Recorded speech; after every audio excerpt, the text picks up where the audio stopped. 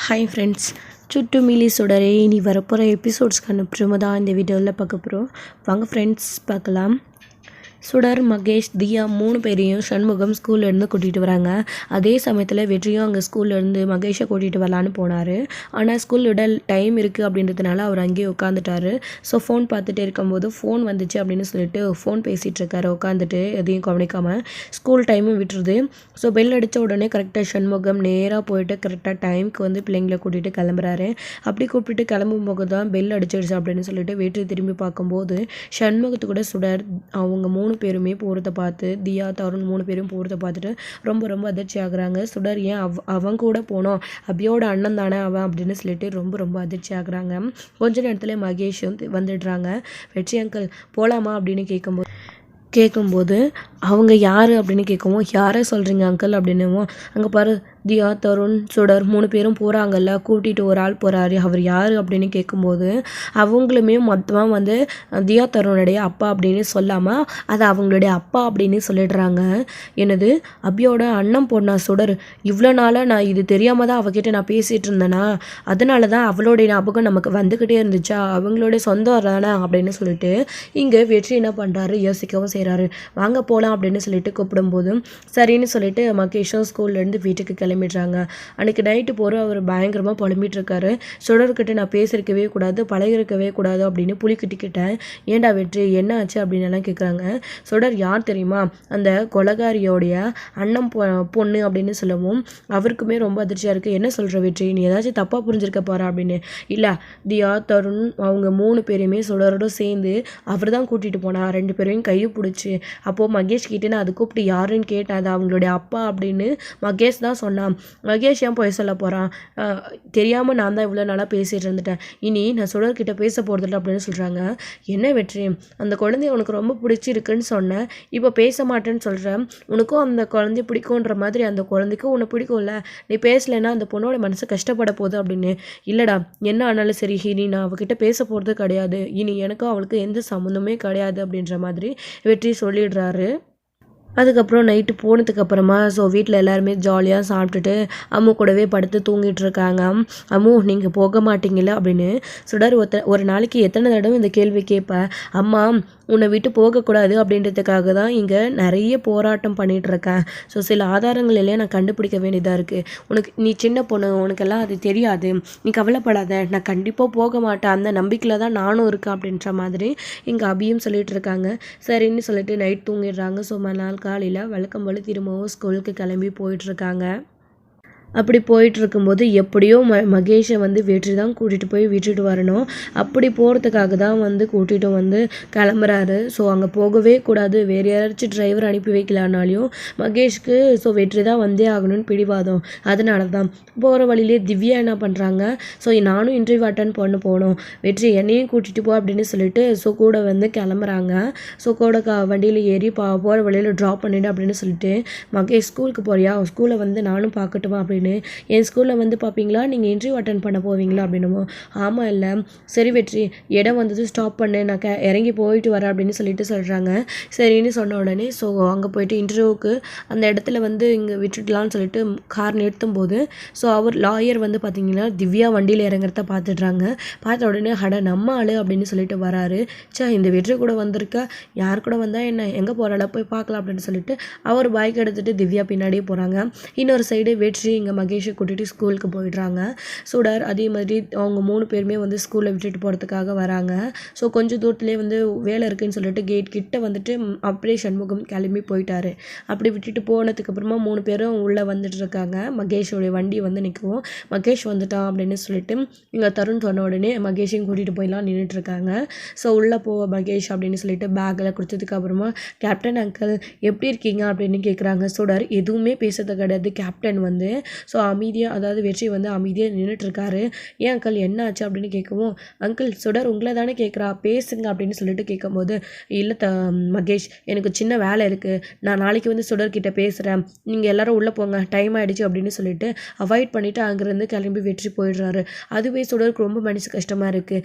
என்ன வேலை இருக்குன்னு சொல்லிட்டு போகிறாரு.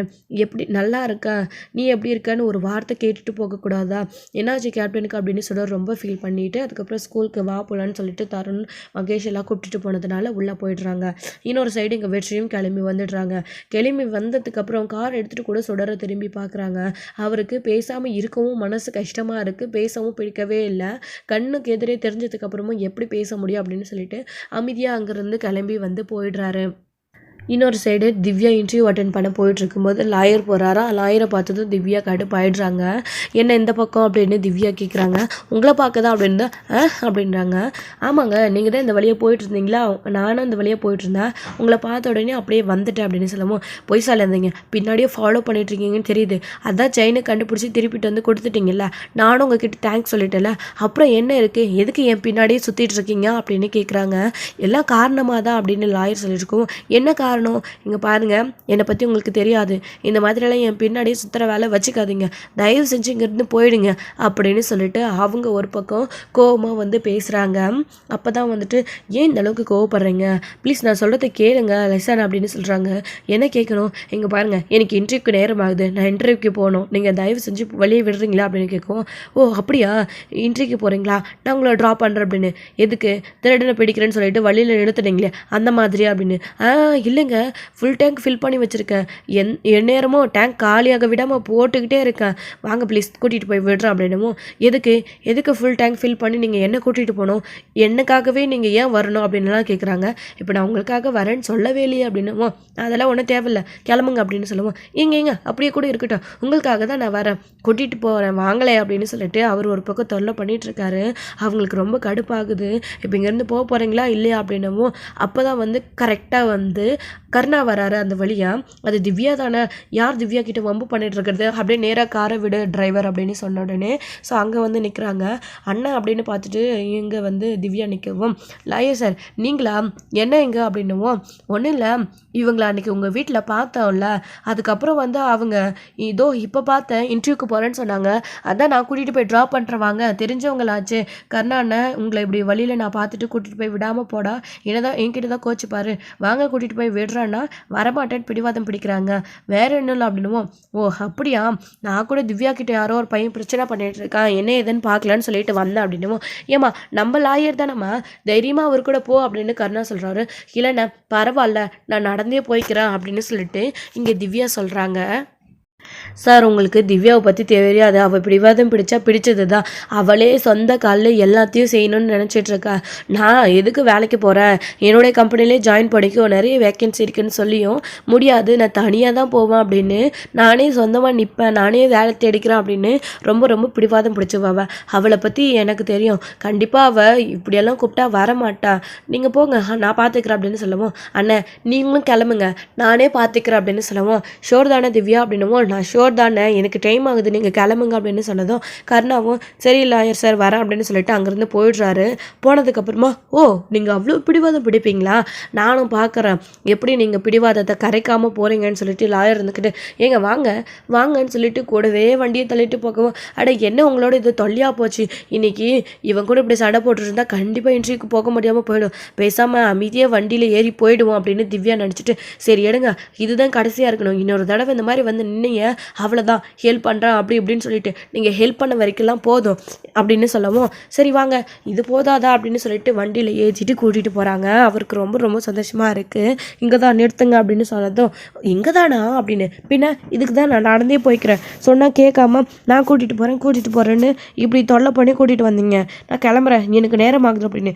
ஏங்க அப்படின்னவும் என்னையா உன்னோட பிரச்சனை அப்படின்னு, ஒரு தேங்க்ஸ் கூட சொல்லலையா அப்படின்னு. ஆமாம் நீ ஏன் வழியாக வந்து எனக்கு ஹெல்ப் பண்ணுறேன்னு ஹெல்ப் பண்ணுவேன், அப்புறம் நான் உங்களுக்கு தேங்க்ஸ் சொல்லணும், தேங்க்ஸ் சொல்கிறதெல்லாம் யாராச்சும் நமக்கு எதிர்பார்த்தார ஒரு விஷயத்தை திடீர்னு செய்யும்போது தான் அவங்களுக்கு தேங்க்ஸ் சொல்லணும், இப்படி நீயா வந்து இந்த டார்ச்சர் பண்ணலன்ற பேரில் அதை செய்கிறேன் இதை செய்கிறேன்னு சொன்னதுக்கப்புறமும் உனக்கு தேங்க்ஸ் வர சொல்லுவாங்களா, எனக்கு தெரிஞ்சு தானே நான் உன் வண்டியில் ஏறி வந்தேன் போயா அப்படின்னு சொல்லிட்டு அங்கேருந்து அவங்க பாட்டுக்கு இன்டர்வியூ அட்டன் பண்ண போயிடுறாங்க. இருந்தாலையும் நம்ம ஆள் ரொம்ப சிடுமூஞ்சி தான், கொஞ்சம் பொறுமையாக தான் டீல் பண்ணணும் அப்படின்ற மாதிரி அவரும் நினச்சிக்கிட்டு அங்கேருந்து கிளம்பி போயிடுறாங்க.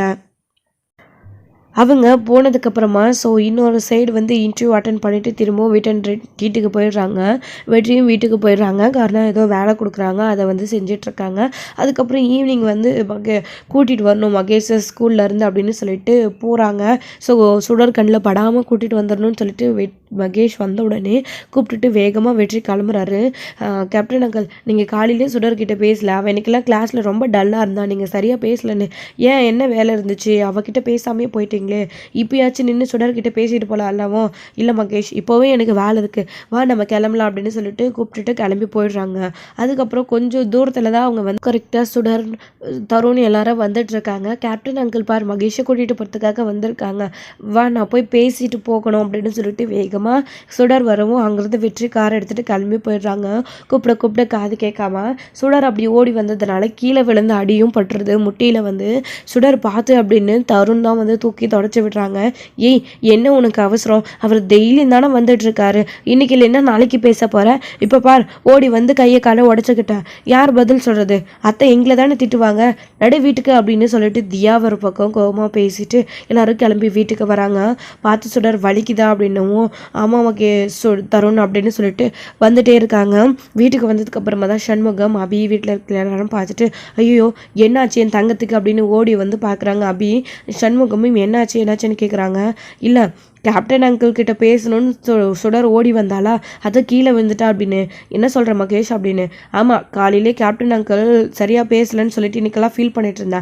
ஈவினிங் கூட்டிகிட்டு போகிறதுக்காக மகேஷை கூட்டிகிட்டு போகிறதுக்காக வந்துட்டு இருந்தாரா, அப்போது சுடர் பேசணும்னு சொல்லிட்டு வேகமாக ஓடினா, அவர் அதுக்குள்ளே போயிட்டாரு, அதான் கீழே விழுந்து அடிபட்டுருச்சுப்பா அப்படின்னமும்.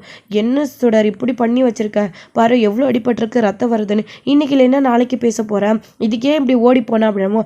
அதே தான்ப்பா நானும் சொன்னேன், என்னதான் அவர் மேலே இவளுக்கு பாசமோ தெரியல அப்படின்னு இங்கே தியா வந்து உள்ளே போயிடுறாங்க. சரிவா சுடர், நான் உனக்கு மருந்து போட்டு விடுறேன்னு அபி கூட்டிகிட்டு போய் மருந்து போட்டு விடுறாங்க. ஏன்டா ஒரு மாதிரியாகவே இருக்கு அப்படின்னு அபி கேட்குறாங்க.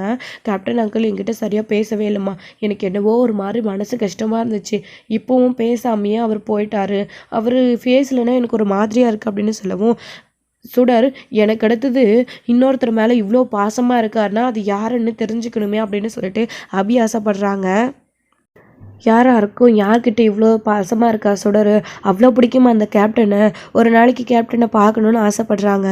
இன்னொரு சைடு மறுநாள் காலையில் ஸ்கூலுக்கு கிளம்பும்போது சுடர் இந்த மாதிரி திரும்பவும் ஏதாச்சும் பண்ணிட்டு வந்து நிற்காத, பொறுமையாக வா அப்படின்னு சொல்லி பிள்ளைங்களை ஸ்கூலில் விட்டுட்டு வந்ததுக்கப்புறமா காலையில் வந்து வேறு டிரைவர் தான் மகேஷை ட்ராப் பண்ணுறாங்க.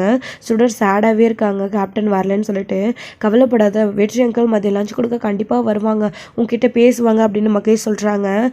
தியா வந்துட்டு பாருங்க அவள் காலை பார், நேற்று கேப்டன் பேசலன்னு ஓடி போய் கீழே விழுந்து அடிபட்டுருச்சு நேற்று ஈவினிங் அப்படின்னு சொல்லவும், நான் எவ்வளவோ சொன்னேன் சுடர் உங்களுக்காக ஃபீல் பண்ணிட்டு இருந்தா, அவங்கக்கிட்ட வந்து பேசுவா, நீங்கள் வெயிட் பண்ணுங்க அங்கிள்னு சொல்லிட்டு, ஆனால் அவர் தான் கேட்கல, என்னாச்சுன்னு தெரியலை, ஏதோ வேலை விஷயம்னு நான் சொல்கிறாரு, ஆனால் டென்ஷனாக இருக்காரு அப்படின்னு சொல்லிட்டு மகேஷ் சொல்கிறாங்க. மதியம் வந்து லஞ்ச் கொடுக்கறதுக்காக வராங்க. லஞ்சு கொடுத்த உடனே வேகமாக ஒரு பாட்டுக்கு போயிட்டே இருக்காங்க. சுடர் அப்படி பார்த்துடுறாங்க. லஞ்ச் கொடுக்கும்போது சுடர் பக்கத்தில் இல்லை, அதனால் வந்து அதுக்கப்புறம் போகும்போது பார்த்துட்டு ஓடி போய் கேப்டன் அங்கிள் கையை பிடிக்கிறாங்க கெட்டியாக ஓடி போயிட்டு. அப்போ தான் வந்துட்டு நேற்றும் என்கிட்ட பேசல, ஈவினிங்கும் பேசலான்னு பார்த்தேன், முடியலை, ஏன் கேப்டன் அங்கிள் என்கிட்ட பேசாமல் போகிறீங்க, இன்றைக்கி என்கிட்ட பேசுகிறேன்னு சொன்னீங்கல்ல அப்படின்னு கேட்கவும், சுடர் கையை விடு அப்படின்னு சொல்லிட்டு வெற்றி அங்கேருந்து போயிட்டே இருக்காங்க. என்னாச்சு, ஏன் கேப்டன் என்கிட்ட பேச மாட்டேன்றாரு ரொம்ப சுடர் ஃபீல் பண்ணுறாங்க. இதோட இந்த எபிசோடு வந்து முடிச்சிருக்காங்க. அடுத்தடுத்த எபிசோடில் என்ன நடக்க போகுது அப்படின்றத வெயிட் பண்ணி நெக்ஸ்ட் வீடியோவில் பார்க்கலாம். Friends, thank you. இந்த வீடியோ உங்களுக்கு பிடிச்சிருந்தா ஒரு லைக் பண்ணுங்கள், ஷேர் பண்ணுங்கள், கமெண்ட் பண்ணுங்கள்.